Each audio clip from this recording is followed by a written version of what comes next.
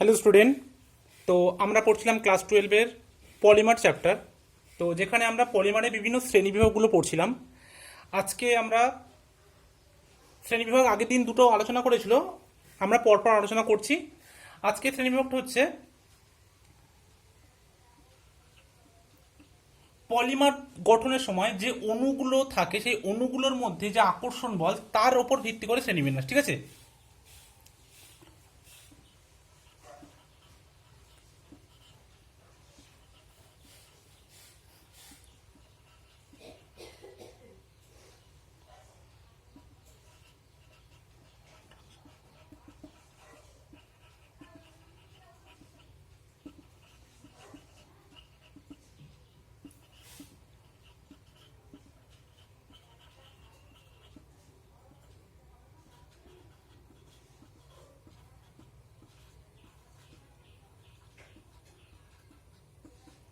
দেখো, আণবিক আকর্ষণ বলের উপর ভিত্তি করে শ্রেণীবিভাগ। ঠিক আছে? মানে এটাকে আমরা বলি on the basis of molecular force. ঠিক আছে? Molecular force. এই মলিকুলার ফোর্সের উপর ভিত্তি করে পলিমারগুলোকে চার ভাগে ভাগ করা হয়। ঠিক আছে? তার মধ্যে এক নম্বর হচ্ছে ইলাস্টোমার।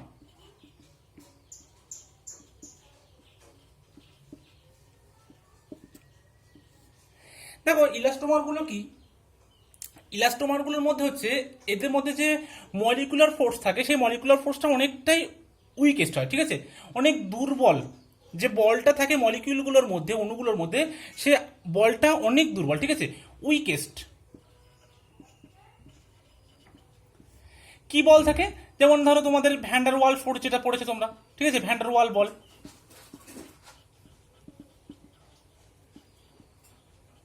ঠিক আছে? এরকম দুর্বল বল কাজ করে। মানে যে সমস্ত, আর এগুলো কি হয়, এই দুর্বল বল হওয়ার জন্য এরা অনেকটা স্ট্রেচেবল হয়। ঠিক আছে? স্ট্রেচেবল। দেখো, তোমরা এদের সংজ্ঞা তো বইতে পেয়ে যাবে। আমি জাস্ট এদের বিবরণ, ঠিক আছে, এদের কনসেপ্টগুলো তোমাদেরকে দিচ্ছি যে এদেরকে কিভাবে তোমরা চিনবে। ঠিক আছে? দেখবে যে সমস্ত পলিমারগুলোর মধ্যে ভ্যান্ডারওয়াল ফোর্সগুলো অনেক উইক থাকে, মানে যে ফোর্স থাকে মলিকুলার ফোর্স সেটা অনেক উইক ফোর্স থাকে। যেমন ধরো ভ্যান্ডারওয়াল ফোর্স, যেগুলো ভ্যান্ডারওয়াল ফোর্স থাকার জন্য মলিকুলদের, মানে মলিকুলগুলোর মধ্যে কি হয়, বল, আকর্ষণ বল কম থাকে, যার ফলে ওরা কি হয়, সহজে স্ট্রেচেবল হয়। ঠিক আছে? মানে কি হবে, যেমন ধরো একটা উদাহরণ দিই আমি, যে ন্যাচারাল রাবার। ঠিক আছে? যে ন্যাচারাল রাবারগুলো পাওয়া যায়, প্রাকৃতিক রাবার,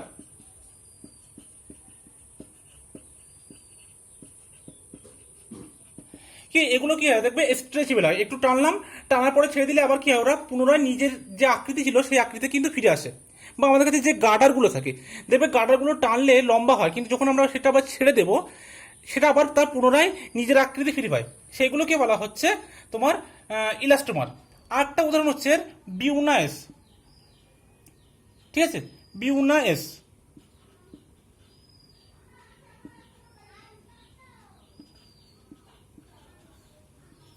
বিউনাএস মানে দেখো, এখানে দুটো তোমার মনোমার থাকে। একটা হচ্ছে বিউটাডাইন, বিউটাডাইন, আর একটা থাকে তোমার স্টাইরিন। এই দুটো মনোমার মিলে বিউনাএস তৈরি হয়। এবার দেখো এদের কিভাবে তৈরি হয় বা এদের মেকানিজম কি, এগুলো আমরা পরে আসবো। ঠিক আছে? এদের প্রত্যেকটা নিয়ে আমরা আবার ডিটেলসে আলোচনা করব। তো এটা হলো ইলাস্টোমার, যাদের মধ্যে কিনা উইকেস্ট বা ভ্যান্ডার ওয়াল ফোর্স কাজ করে, এবং যাদেরকে না অনেকটা স্ট্রেচেবল। এবং সেই স্ট্রেচেবল, আমরা যদি সেই বলটাকে আমরা ফিরে দিই তাহলে সেটা কি করবে, যতটুকু স্ট্রেচ হয়েছিল তারা আবার পুনরায় আগের আকার ফিরে পাবে। তারপর আমরা দ্বিতীয় নম্বরে আসছি, সেটা হচ্ছে ফাইবার। ঠিক আছে? তো এটা মুছে দিলাম, ইলাস্টোমারটা। দু নম্বর আসছে ফাইবার।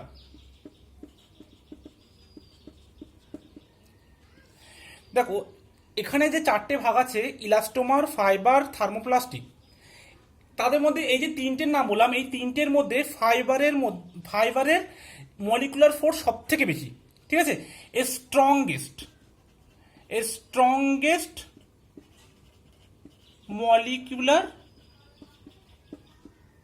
ফোর্স। মানে ইলাস্টোমার, ফাইবার আর থার্মোপ্লাস্টিকের মধ্যে আমরা তুলনা করি, ঠিক আছে, তার মধ্যে ফাইবারের মলিকুলার ফোর্সটা সব থেকে স্ট্রং, ঠিক আছে।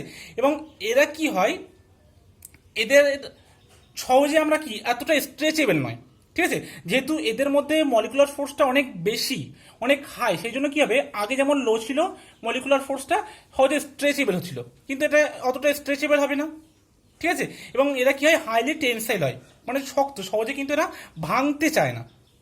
এবং যেহেতু এদের মধ্যে স্ট্রং মলিকুলার ফোর্স কাজ করে, তার জন্য এদের মেল্টিং পয়েন্টটা অনেক হাই, ঠিক আছে, হাই মেল্টিং পয়েন্ট, বুঝে গেল। তাহলে এরা হচ্ছে ফাইবার এবং এটা সহজে কিন্তু ভাঙে না। যেমন একটা এক্সাম্পল দিচ্ছি, দেখো নাইলন, ঠিক আছে। নাইলন নিশ্চয়ই তোমরা জানো, দেখেছো সবাই। নাইলন, সেটা নাইলন 6 হতে পারে, নাইলন 6 হতে পারে, ঠিক আছে। এরা হচ্ছে, বা টেরিলিন, এগুলো হচ্ছে সব ফাইবার, ঠিক আছে।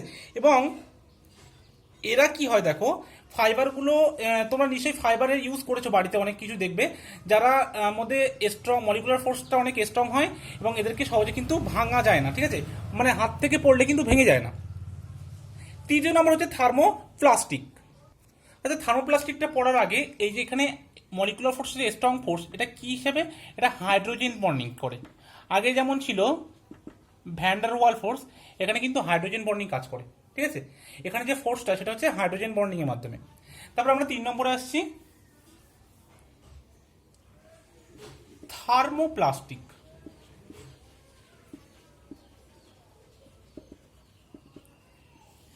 থার্মোপ্লাস্টিকের মধ্যে যে ইন্টারমলিকুলার ফোর্সটা, ঠিক আছে, যে ইন্টারমলিকুলার ফোর্সটা কাজ করে, বা আন্তঃআণবিক বল যেটা,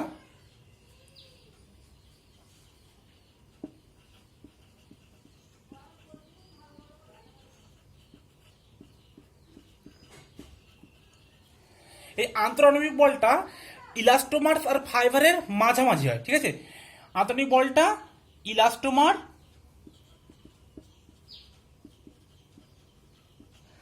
আর ফাইবার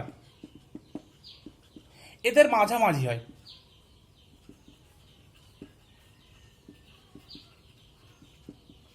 মানে আমরা যদি এদেরকে ইনক্রিজিং অর্ডার, মানে যে আকর্ষণ বল আছে মলিকুলার ফোর্সের ইনক্রিজিং অর্ডারে সাজাই, তাহলে দেখবো সেখানে সব থেকে বেশি মলিকুলার ফোর্স মানে ফাইবারের ক্ষেত্রে, আর সব থেকে কম ইলাস্টোমারের।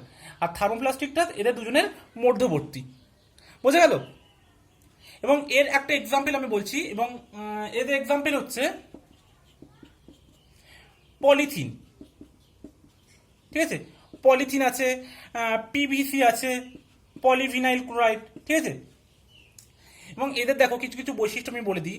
যে থার্মোপ্লাস্টিক পলিমারগুলো আছে, থার্মোপ্লাস্টিক পলিমারগুলো কি হয় দেখো, যদি আমরা এদেরকে, এরা কি হয় রুম টেম্পারেচারে এমনি শক্ত হয়, ঠিক আছে, রুম টেম্পারেচারে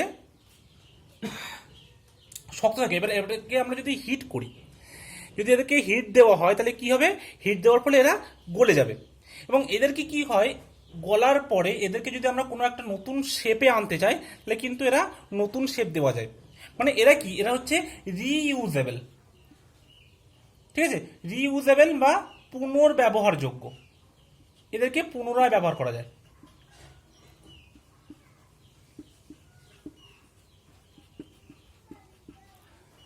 বোঝা যাচ্ছে, পুনর্ব্যবহারযোগ্য। মানে আমরা প্রথমে থার্মোপ্লাস্টিকটা কি হয়, প্রথমে এদেরকে আমরা গলিয়ে গলিয়ে এদেরকে লিকুইড করলাম, ঠিক আছে। লিকুইড করার পরে এটাকে আমরা যখন আবার রুম টেম্পারেচারে নিয়ে আসবো, রুম টেম্পারেচার, RT মানে হচ্ছে রুম টেম্পারেচার, তখন এটা আবার পুনরায় শক্ত হয়ে যাবে এবং এই লিকুইডটাকে আমরা যে শেপে দেব, সেই শেপের আকার গঠন করবে, ঠিক আছে। তার জন্য এটাকে রিইউজেবল। আর যেটা একটা আছে সেটা হচ্ছে, এবং এরা কি হয়, এদের ব্রাঞ্চটা স্লাইটলি ব্রাঞ্চ হয়, থার্মোপ্লাস্টিকগুলো স্লাইটলি ব্রাঞ্চ হয়, স্লাইটলি ব্রাঞ্চড। তোমরা নিশ্চয়ই ব্রাঞ্চ পলিমার বা শাখাযুক্ত পলিমার পড়েছো, ঠিক আছে, এটা হচ্ছে তার মধ্যে স্লাইটলি ব্রাঞ্চড। আমরা তারপরে 3 নম্বর যেটা করব সেটা হচ্ছে 4 নম্বর, থার্মোসেটিং পলিমার। থার্মোসেটিং পলিমার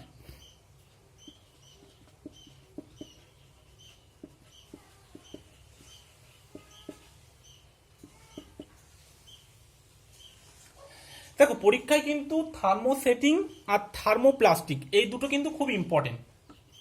এদের পার্থক্য ডিফারেন্স করতে দেয়, ঠিক আছে? থার্মোসেটিং আর থার্মোপ্লাস্টিক এদের মধ্যে ডিফারেন্স লিখতে দেয়। এটা হচ্ছে তোমাদের হোমওয়ার্ক থাকলো, তোমরা ডিফারেন্সটা করবে। আমি একবার বলে দিচ্ছি, দেখো থার্মোসেটিংটা কি হয়, এরা হচ্ছে যদি আমরা এদেরকে হিট দিই, ঠিক আছে, হিট দেওয়ার ফলে কি হবে, এই পলিমারগুলো লিকুইড হবে। লিকুইড হওয়ার পর ধরো আমরা কোনো একটা শেপে ওদেরকে নিয়ে আসলাম, ঠিক আছে, একটা নির্দিষ্ট শেপ দিলাম, তারপরে যদি আমরা হিট দিই এরা কিন্তু আর পুনরায় গলবে না, ঠিক আছে? মানে এরা কি পুনর্ব্যবহারযোগ্য নয়, পুনর্ব্যবহারযোগ্য নয়, ঠিক আছে? এরা হচ্ছে নট রিইউজেবল, এদেরকে রিইউজ করা যায় না, কারণ এরা একবারই যে কোনো একটা পার্টিকুলার শেপে যদি নিয়ে নেয়, তারপরে আমরা যদি পুনরায় হিট দিই তাহলে এরা কিন্তু আর গলবে না। বুঝে গেল? এই পলিমারগুলোতে কি হয়, আমরা যখন এদেরকে হিট দিই তখন এদের মধ্যে অত্যাধিক মাত্রায় আড়াআড়ি বন্ধন সৃষ্টি হয় এবং একটা কি করে জালক আকার বা যেটাকে আমরা নেটওয়ার্ক পলিমার তৈরি করে। নেটওয়ার্ক পলিমারের কথা মনে আছে, যে এরকম যে পলিমারগুলো ছিল, এই বন্ড তৈরি করার ফলে কি হয়, এই বন্ডগুলো তৈরি করার ফলে এদের একটা স্ট্রাকচার ফিক্সড হয়ে যায়, ঠিক আছে? এবং যার ফলে এদেরকে যদি আমরা পুনরায় হিট দিই তাহলে কিন্তু এরা গলতে চাইবে না। যেমন তোমরা পড়েছিলে এটা গলনরোধী, যারা নেটওয়ার্ক পলিমার বা 3D পলিমার যেগুলো ছিল, যেটা আড়াআড়ি বন্ধনযুক্ত পলিমার, সেটা কিন্তু গলনরোধী, যার ফলে এদেরকে পুনরায় আমরা আর অন্য শেপে নিয়ে যেতে পারি না। এটা একটা মেন পার্থক্য। এটা পুনর্ব্যবহারযোগ্য, এটা পুনর্ব্যবহারযোগ্য নয়, তাহলে বোঝা গেল? এবং এরা কি ছিল, এটা ছিল স্লাইটলি ব্রাঞ্চ, এগুলো কি হয়ে গেল হাইলি ব্রাঞ্চ, ঠিক আছে? এদের কিন্তু ব্রাঞ্চ সংখ্যা অনেক বেশি, একদম নেটওয়ার্কের মতো বা আড়াআড়ি বন্ধনযুক্ত। তাহলে এটা স্লাইটলি ব্রাঞ্চ, এটা হাইলি ব্রাঞ্চ, যেটাকে আমরা ক্রস লিঙ্ক বলতাম বা যেটাকে আমরা নেটওয়ার্ক পলিমার বলতাম, ঠিক সেরকম, ঠিক আছে? তাহলে বোঝা গেল। এর যদি আমরা এক্সাম্পল দেখি, এর এক্সাম্পল হচ্ছে ব্যাকেলাইট। আপাতত যে নামগুলো জেনে রাখো, যেটাকে তোমার হচ্ছে ফেনল ফর্মালডিহাইড রেজিন বলা হয়, ব্যাকেলাইট, মেলামাইন, এদের ডিটেলস আমরা পরে পড়বো, যে ব্যাকেলাইট কীভাবে তৈরি করা হয়, তার মেকানিজম কী, বা মেলামাইন কীভাবে তৈরি করা হয়, তার মেকানিজম কী, এগুলোর ডিটেলস আমরা পরে পড়বো। জাস্ট এখন তোমরা উদাহরণগুলো মনে রাখো, আর প্রত্যেকটা জিনিস কি তার কনসেপ্টটা তোমরা ক্লিয়ার রাখো, ঠিক আছে? এবার তোমরা কাজ হচ্ছে বাড়িতে থার্মোসেটিং আর থার্মোপ্লাস্টিকের কিছু পার্থক্য লিখে রাখা, ঠিক আছে? এখানে একটা কি বললাম, যখন আমরা এদেরকে হিট দেব এরা কি করবে, অনেকটা শাখা মানে আড়াআড়ি বন্ধন তৈরি করবে, ঠিক আছে? বিভিন্ন পলিমারগুলোর নিজেদের মধ্যে আড়াআড়ি বন্ধন সৃষ্টি করবে। এবার সবাই হেডিং দাও, পলিমারাইজেশন পদ্ধতির উপর ভিত্তি করে শ্রেণী বিভাগ বা শ্রেণী বিন্যাস। পলিমারাইজেশন কি? পলিমারাইজেশন হচ্ছে এমন একটা পদ্ধতি যে পদ্ধতিতে মনোমার অণু থেকে পলিমার অণু প্রস্তুত করা হয়, সেই পদ্ধতির নামই কিন্তু পলিমারাইজেশন। এবার এই পলিমারাইজেশনের উপর ভিত্তি করে পলিমারকে কিন্তু দুটো শ্রেণীতে ভাগ করা হয়, একটা হচ্ছে শৃঙ্খল বা যুত পলিমার, আর একটা হচ্ছে সংগঠন বা কন্ডেনসেশন পলিমার, ঠিক আছে? তাহলে পলিমারাইজেশনটা কি বললাম না, ধরো মনোমার আছে এখানে, মনোমার অণু, ঠিক আছে? এই মনোমার অণু থেকে যে পদ্ধতিতে পলিমার অণু তৈরি করা হবে, ঠিক আছে, পলিমার অণু, এই যে পদ্ধতি, এই পদ্ধতিকেই বলা হচ্ছে পলিমারাইজেশন। এবং এই পলিমারাইজেশনের উপর ভিত্তি করে পলিমারকে আমরা কত ভাগে ভাগ করবো, দুই ভাগে, শৃঙ্খল বা যুত পলিমার, সংঘটন বা কন্ডেনসেশন পলিমার। তাহলে এক নম্বর আমরা কি লিখব, শৃঙ্খল বা যুত পলিমার,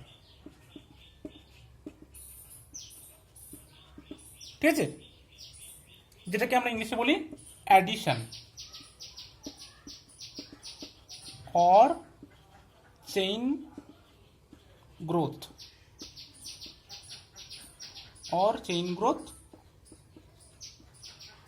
পলিমার। আর দু নম্বর হচ্ছে সংঘনন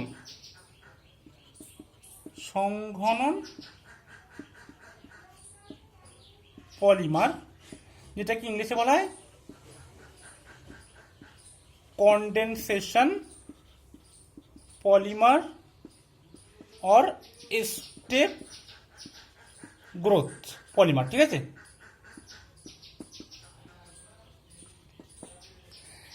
দেখো প্রথমে আমরা অ্যাডিশন পলিমার বা শৃঙ্খল পলিমারটা পড়বো। তো নিচেটা মুছে দিচ্ছি আমরা। শৃঙ্খল বা যুত পলিমার কি জিনিস? দেখো, শৃঙ্খল বিক্রিয়ার মাধ্যমে মনোমার অণুগুলি যদি সরাসরি রাসায়নিক সংযোগে যে পলিমার উৎপন্ন করবে তারা হচ্ছে শৃঙ্খল বা যুত পলিমার। কিন্তু এখানে একটা ইম্পর্টেন্ট যে কথাটা সেটা হচ্ছে যে এখানে সক্রিয় কার্বন কার্বন দ্বিবন্ধন বা কার্বন কার্বন ত্রিবন্ধন, মানে যেগুলো তোমার কি বলবো, অসম্পৃক্ত, ঠিক আছে, অসম্পৃক্ত, ঠিক আছে। আনস্যাচুরেটেড যে সমস্ত কম্পাউন্ড থাকে তারা কিন্তু যুত পলিমার তৈরি করে, মানে সেখানে দ্বিবন্ধন বা ত্রিবন্ধন থাকতে হবে, ঠিক আছে। অসম্পৃক্ত হাইড্রোকার্বন যারা তারাই কিন্তু এই যুত পলিমার বা অ্যাডিশন পলিমার তৈরি করে। এটা একটু মনে রাখবে, ঠিক আছে।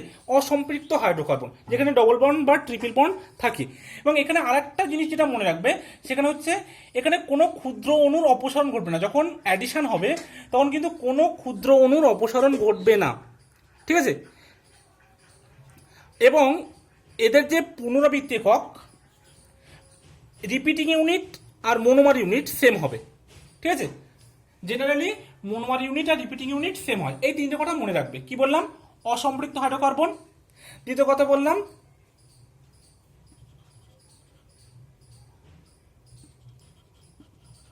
মনোমার ও পুনরাবৃত্তি একক একই হবে, ঠিক আছে। বোঝা গেল? 3 নম্বর বললাম যে কোনো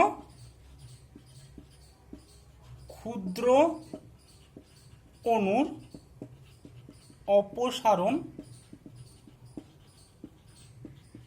ঘটবে না। দেখো একটা জিনিস বারবার বলছি, এদের সংজ্ঞা তুমি বইতে পেয়ে যাবে, আমি জাস্ট এদের কনসেপ্টগুলো তোমাদেরকে ক্লিয়ার করছি, ঠিক আছে। যে আমরা কিভাবে চিনবো বা কিভাবে বুঝবো, মানে এই যে তোমার শৃঙ্খল পরিবেশের যে কি জিনিস তার কনসেপ্টগুলো বলছি আমি শুধু, ঠিক আছে। সংজ্ঞাগুলো তোমরা বইতে একবার করে দেখে নেবে। তাহলে এখানে এই তিনটে জিনিস খেয়াল রাখতে হবে যে অসম্পৃক্ত হাইড্রোকার্বনটাই শৃঙ্খল পলিমার বা যুত পলিমার গঠন করে। এখানে কি হবে, মনোমারগুলো আর যে পুনরাবৃত্তি এককগুলো একই হবে। আর এগুলো হচ্ছে সাধারণত, ঠিক আছে। এক্সেপশনাল যদি থাকে তখন বলে দেবো। আচ্ছা এখানে লিখে রাখো এই কথাটা, সাধারণত, ঠিক আছে, সাধারণত। আর কোনো ক্ষুদ্র অণুর অপসারণ ঘটবে না। বোঝা গেছে? দেখো এদের এক্সাম্পল আমরা যদি দেখি, উদাহরণ হচ্ছে পলিথিন, ঠিক আছে, পলি ইথিলিন। দেখো এন সংখ্যক এই ইথিলিন কম্পাউন্ড, ঠিক আছে, ইথিলিন। দেখো এখানে ডবল বন্ড আছে। আমরা বলেছিলাম যে যাদের মধ্যে অসম্পৃক্ত হাইড্রোকার্বন মানে ডবল বন্ড ট্রিপল বন্ড এরকম কম্পাউন্ড থাকবে। তো এখানে দেখো ডবল বন্ড আছে, তাহলে কি হয়, এই ডবল বন্ডটা ভেঙে যায়, ভেঙে গিয়ে তাই CH2 bond CH2 bond CH2 bond CH2 এভাবে চলতেই থাকে, ঠিক আছে। যতগুলো এন সংখ্যক নেবো ততগুলো তৈরি হবে এখানে, এরকম হবে। দেখো এখানে কি হচ্ছে, যেটা মনোমার ইউনিট নিয়েছিলাম সেটাই কিন্তু তোমার রিপিটিং ইউনিট হচ্ছে, ঠিক আছে। মানে কি এক্ষেত্রে মনোমার আর পুনরাবৃত্তি কিন্তু একই। আর এখানে দেখো জাস্ট অ্যাডিশন হচ্ছে, কোনো ক্ষুদ্র অণুর কিন্তু অপসারণ ঘটছে না, ঠিক আছে। তিনটে পয়েন্টে বোঝা গেল। এবার দেখো যদি কোনো একটা পলিমার তৈরি হওয়ার সময় একই প্রকার মনোমার অণু বারবার পুনরাবৃত্তি হয় তাহলে সেগুলোকে আমরা হোমো পলিমার বলি, ঠিক আছে। এটা আমরা পরে আসছি যে মনোমার অণুর বিন্যাসের উপর ভিত্তি করে কিন্তু আবার হোমো পলিমার আর কোপলিমার তৈরি করা হয়। তো এখানে একটু জেনে রাখো, জেনারেলি যারা হোমো পলিমার হয়, ঠিক আছে, হোমো পলিমার তারা এই শৃঙ্খল বা যুত পলিমার তৈরি করে, ঠিক আছে, হোমো পলিমার। যেমন হোমো পলিমার উদাহরণ হচ্ছে এই যে পলিইথিলিন, ঠিক আছে, যাদের কিনা একই মনোমার অণু বারবার রিপিট হয়ে পলিমারটা তৈরি করে, ঠিক আছে। এবার আমরা আসছি কনডেনসেশন পলিমার। এটা একটা আরো উদাহরণ ছিল যে পলিপ্রোপিলিন, যেগুলো প্রোপিলিন অণু বারবার রিপিট হবে, ঠিক আছে। আরো এক্সাম্পল দেখে নেবে বই থেকে, আমি একটা বলে দিলাম। এবার আমরা দ্বিতীয় নম্বর যেটা পড়বো সেটা হচ্ছে কনডেনসেশন বা সংঘনন পলিমার, ঠিক আছে। 2 নম্বর হচ্ছে সংঘনন পলিমার বা সংঘনন পলিমারাইজেশনের মাধ্যমে যে পলিমারটা তৈরি হয় সংঘনন পলিমার বলে। ঠিক আছে, এখানে দেখো এখানে কি হয়, এখানে যে দুটো বা তার বেশি কিন্তু কার্যকরী মূলক সম্পন্ন মনোমার থাকতে হবে এবং তারা কি হবে পরস্পরের সঙ্গে ধাপে ধাপে বিক্রিয়ায় যুক্ত হয়ে এই সংঘনন বা কন্ডেনসেশন পলিমার তৈরি করবে। এবং যখন তারা দুই বা ততোধিক মূলক সম্পন্ন যে মনোমার অণুগুলো যুক্ত হবে সেগুলো কি হবে, সেগুলো যখন যুক্ত হবে একটা ক্ষুদ্র অণুর অপসারণ কিন্তু এখানে ঘটবে, যেটা কিন্তু শৃঙ্খল বা দ্রুত পলিমারের ক্ষেত্রে হচ্ছিল না। এখানে কিন্তু ক্ষুদ্র অণুর অপসারণ ঘটবে এবং এই জন্যই এদের পুনরাবৃত্তি একক আর মনোমারগুলোর সংকেত আলাদা হবে। তাহলে এখান থেকে কি কি বললাম দেখো, পয়েন্টগুলো একটু মনে রাখবে যে এখানটায় 1 নম্বর পয়েন্ট হচ্ছে কি,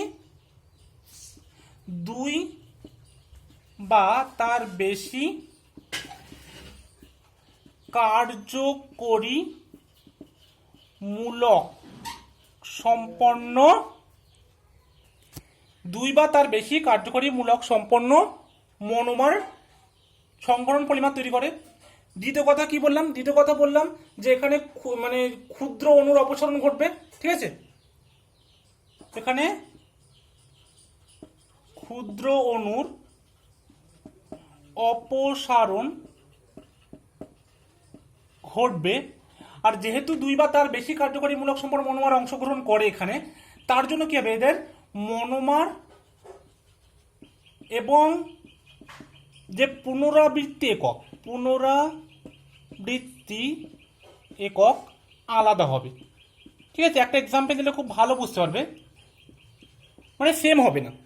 ঠিক আছে, যেমন একটা এক্সাম্পল দিচ্ছি দেখো, যেমন ধরো তোমার নাইলন 6,6, নাইলন 6,6 দেখো কি কি মানে একটা অ্যাডিপিক অ্যাসিড আর একটা হচ্ছে হেক্সামিথিলিন ডায়ামিন অংশগ্রহণ করে। ঠিক আছে, এই যে দুই বা তার বেশি কার্যকরী মূলক, এখানে মূলকগুলো কি হতে পারে, কার্বক্সিলিক গ্রুপ হতে পারে, ঠিক আছে, অ্যালডিহাইড গ্রুপ হতে পারে, অ্যালকোহল গ্রুপ হতে পারে, যে কোনো গ্রুপ হতে পারে। ঠিক আছে, তো এখানে একটা এক্সাম্পল যেটা দিচ্ছি আমি, সেটা হচ্ছে নাইলন 6,6। নাইলন 6,6টা কিভাবে তৈরি হচ্ছে দেখো, একটা হচ্ছে অ্যাডিপিক অ্যাসিড,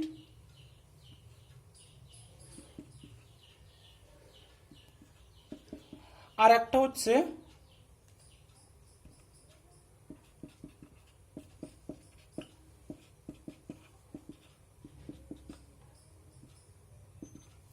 হেক্সামিথিলিন ডায়ামিন। ঠিক আছে,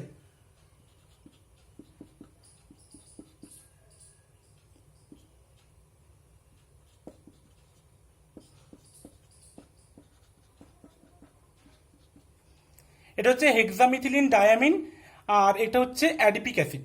ঠিক আছে, এটা হচ্ছে অ্যাডিপিক অ্যাসিড, এটা হচ্ছে হেক্সামিথিলিন ডায়ামিন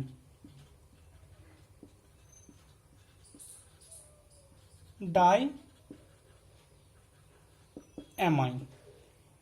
বুঝে গেল?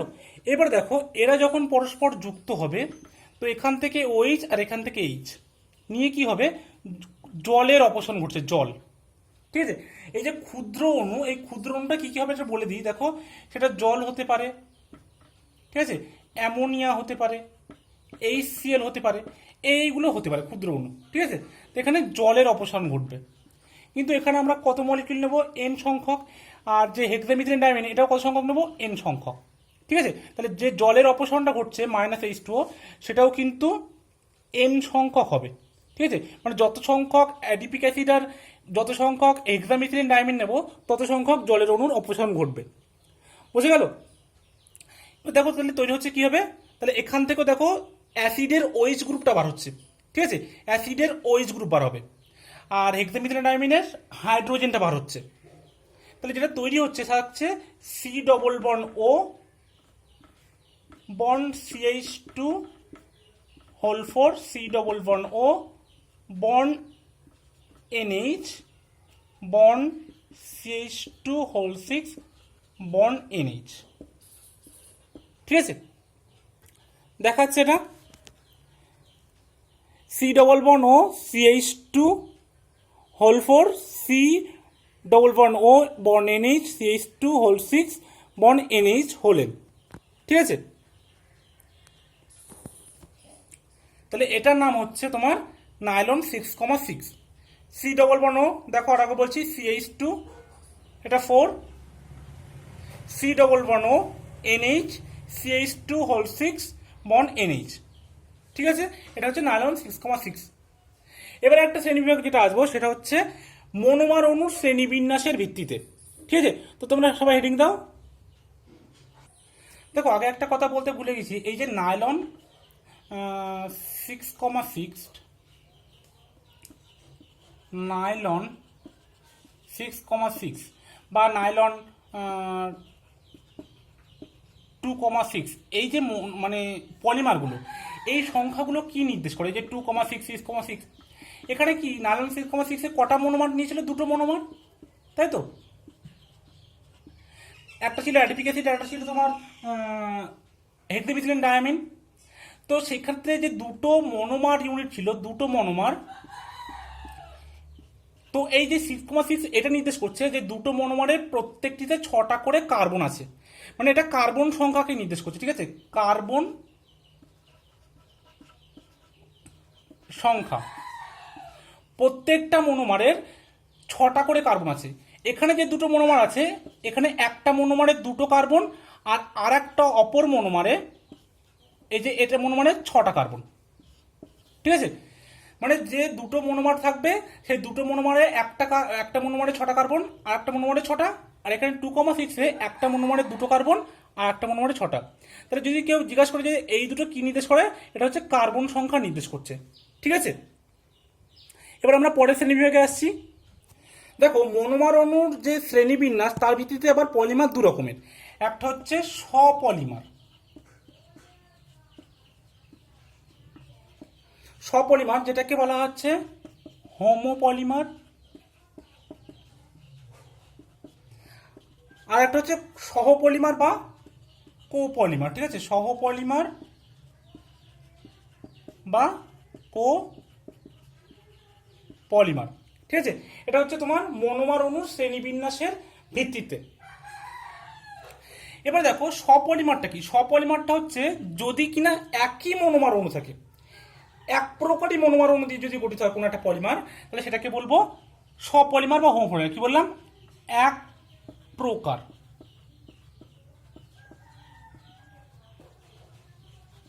মনোমার অণু যদি হয়। ঠিক আছে, যদি এক প্রকার মনোমার অণু হয় তাহলে সেটাকে বলবো এক প্রকার মনোমার অণু দিয়ে গঠিত পলিমার। এটাই হচ্ছে তোমার স্বপলিমার বা হোমোপলিমার। যেমন কি, যেটা তোমাকে ওই সেই বলেছিলাম তোমার হচ্ছে জুতো পলিমারের ক্ষেত্রে পলিইথিলিন, পলিইথিলিন মনে পড়ছে? যেটা আমরা জুতো পলিমার বা অ্যাডিশন পলিমারের ক্ষেত্রে বলেছিলাম যে হোমোপলিমারগুলোই হচ্ছে তোমার অ্যাডিশন পলিমারে অংশগ্রহণ করে। ঠিক আছে, আর একটা হচ্ছে সহপলিমার বা কোপলিমার, যাদের ক্ষেত্রে কিনা একের অধিক বা ভিন্ন ভিন্ন মনোমার অণু দিয়ে গঠিত হয়। ঠিক আছে, সহপলিমারটা হচ্ছে ভিন্ন ভিন্ন মনোমার অণু দিয়ে গঠিত পলিমার। যেমন নাইলন 6,6, যেখানে দুটো ভিন্ন মনোমার ছিল, একটা ছিল অ্যাডিপিক অ্যাসিড আর একটা ছিল কি নাইলন 6,6 এক্সাম্পল। কারণ কি এখানে মনোমার অণু কি ছিল? দুটো, একটা ছিল তোমার হেক্সামিথিলিন ডায়ামিন, হেক্সামিথিলিন ডায়ামিন, আর একটা কি ছিল? আর একটা মনোমার অণু ছিল, সেটা হচ্ছে অ্যাডিপিক অ্যাসিড। তাহলে এই ধরনের পলিমারগুলোকে আমরা বলবো সহপলিমার বা কোপলিমার। ঠিক আছে, আজকে এই পর্যন্তই। Thank you.